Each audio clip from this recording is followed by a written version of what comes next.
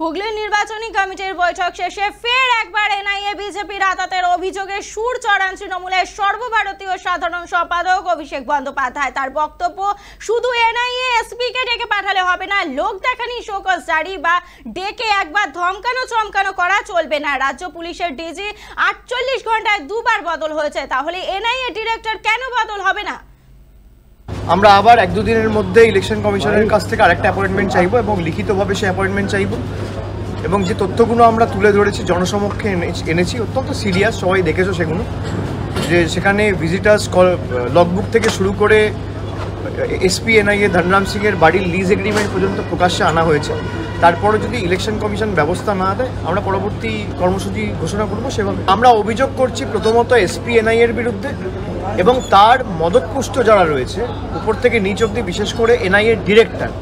কারণ আমি এসপি মর্যাদা অফিসার, আমার মাথার উপরে একজন ডিরেক্টর জেনারেল রয়েছে।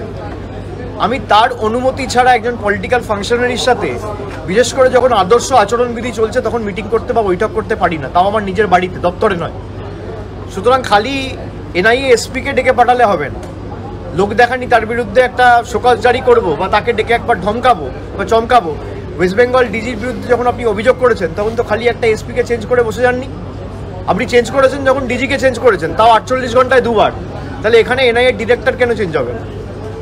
এনআইএর ডিরেক্টরের দায়িত্ব তো এখন স্বরাষ্ট্র মন্ত্রকের নয়, স্বরাষ্ট্র মন্ত্রকও এখন নির্বাচন কমিশনের অধীনে। তা দায়িত্ব নির্বাচন কমিশনের, নির্বাচন কমিশন এই দায় এড়িয়ে যেতে পারে না।